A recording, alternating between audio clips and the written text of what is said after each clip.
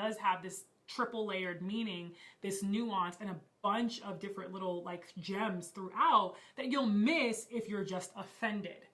That said, I was offended.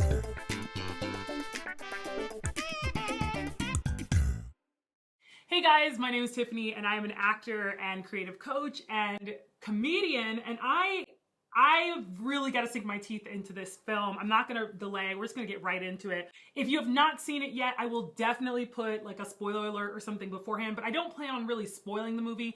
I genuinely just want to talk about some of the good, the bad, the interesting and intriguing, and the controversial. I felt like I had to talk about this because it really crosses so many parts of my life as a stage actor, and then comedy being a really big part of my life and my story, and then the church, right? And me being a believer in Jesus. I just really feel like I can add something to this of a kind of a nuanced, layered perspective in all of those arenas. So let's talk about it. So basically what Honk for Jesus is it's an irreverent kind of satirical comedy. It's a little bit of a dark satire about a mega church pastor and his first lady, his wife, and how they try to come back after a scandal has befallen their church. Look at the headlines of our current culture. This is happening pretty regularly, right? These massive churches having, scandals and pastors having to step down and all these different things. So I thought the movie was going to be very much a kind of a slapstick comedy with some poignant moments.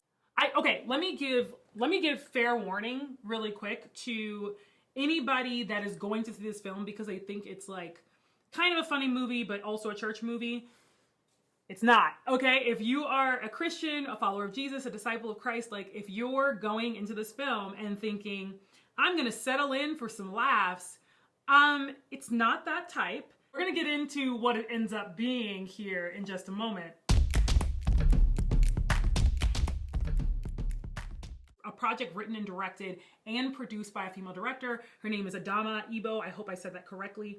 And she is it's phenomenal to see a short film get the kind of backing and the major distribution that it has, especially with these top billed actors. So I was really thrilled to see that as a female creator and as a Black woman and all these things. Like, it's really amazing to see somebody go from like a short film and an indie project to that, which is even, larger and a bigger budget.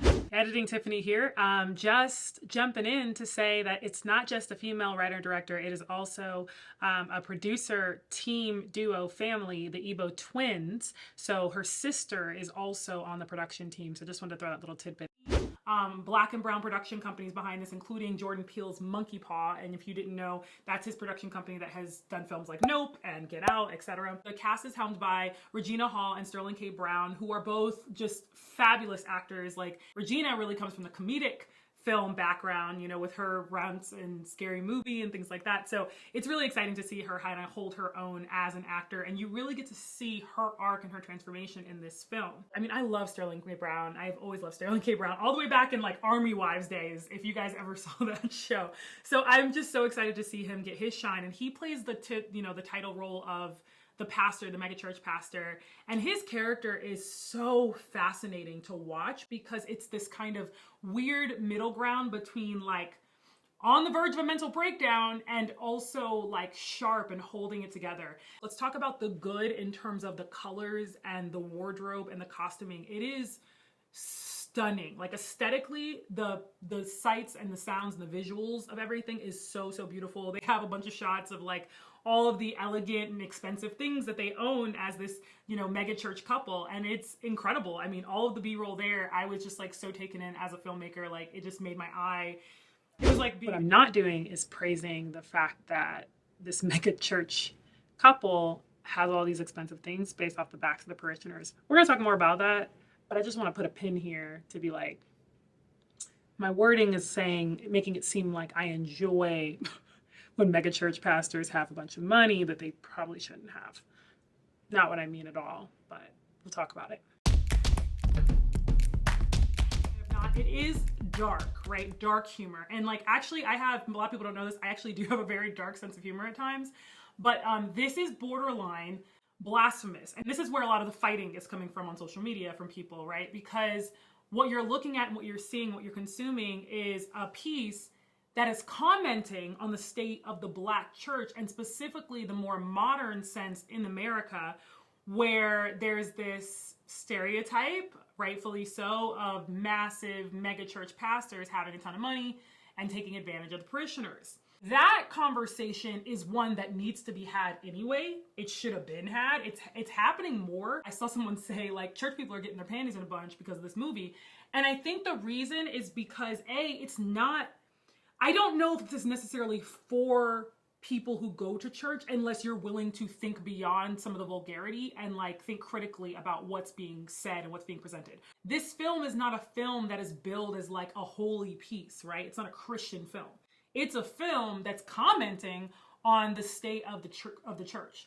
And I think if you go in with that understanding and you go in and see it like, okay, it's putting us up. This is from a perspective of someone, I just spit so far, okay? Like I'm in Broadway or like Shakespeare. I just spit so far. This is coming from the perspective of someone who is observing perhaps the church on the outside. So I think if you're going into it and you're like, I'm gonna go take my family, it's not that kind of movie. It's a thought-provoking movie. It is a comedic movie. And I think that's why you see Jordan Peele's production company behind it, because it does have this triple layered meaning, this nuance, and a bunch of different little like gems throughout that you'll miss if you're just offended.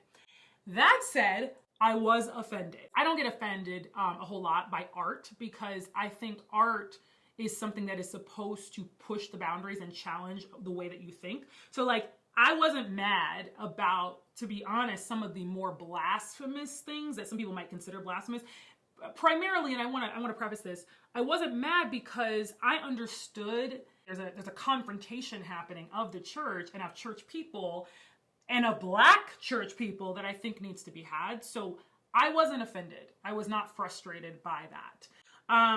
But I will talk about something that I was offended by. Anytime I see films that depict church people, and especially Black church people, like that old, like, Kojic kind of like perspective, like what it bothers me, and this happened in Greenleaf too. I have a bone to pick with Greenleaf as well. When they depict Black church life, I always feel like they do have a dramaturg, which is someone like a historian who's kind of doing, a consultant that's looking at all the different references and doing the research on the background. But they don't necessarily have someone in the cast or in the production team that technically experiences and has lived this life. And that really frustrates me because it comes off so cheesy and so like not authentic. Like, for example, Sterling's playing this pastor, so he's like rehearsing his sermon in the pulpit, and like he's an amazing actor. He's so riveting, but like it doesn't ring true in so many ways of like the way that I think that mega church pastors can often take themselves very seriously. Another quick note that I'm just realizing I did not mention and didn't talk about is the fact that, and this is the thing, this is the reason that Christians are so uncomfortable with content like this.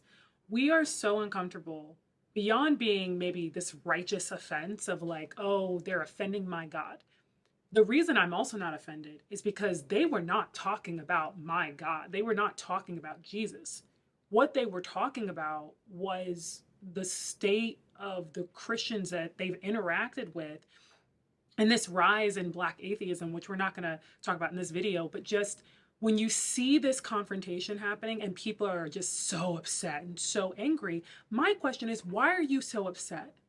What offends you so much about this that you feel like you have this indignation? And part of me thinks that we're offended, we're hurt, we're pissed off because something about it is a little too close to home.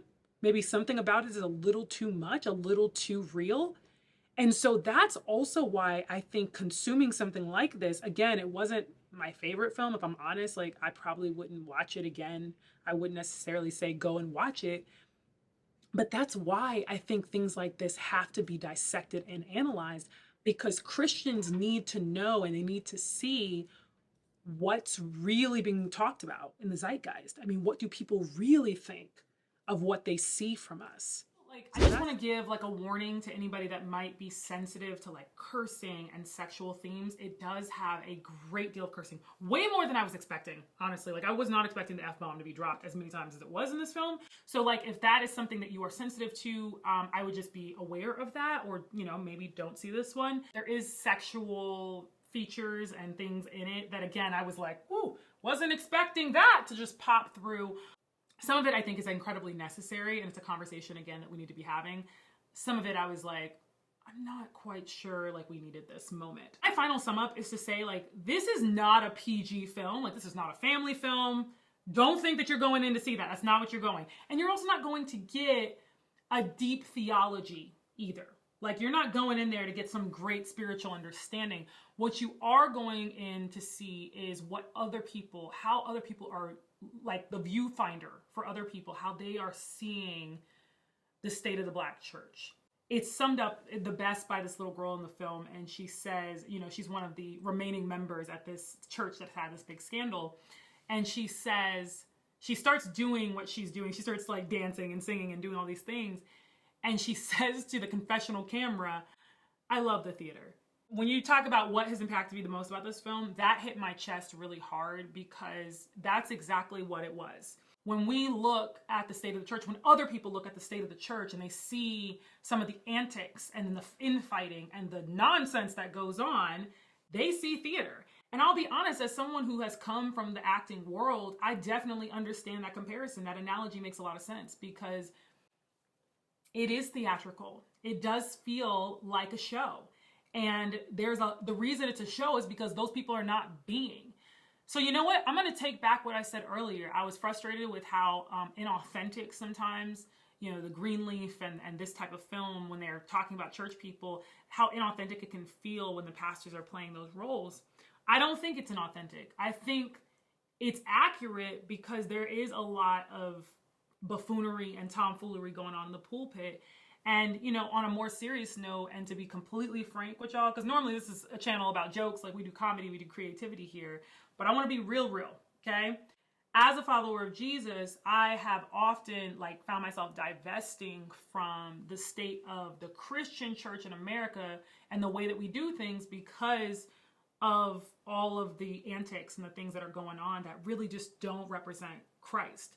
And so I would love to ask you, kind of leave this on a lighter note, are you planning on seeing this film, or have you already seen it? And what are your thoughts on some of the things that I was mentioning? What are your thoughts on the movie overall? I would love to hear what you think down in the comments below. And make sure, if you're interested in things like satire and parody and comedy, that you go ahead and check out these videos that I'm going to leave for you at the end of this one, because I think they're quite funny. I mean, if I do say so myself, and I think they'll keep you entertained for sure.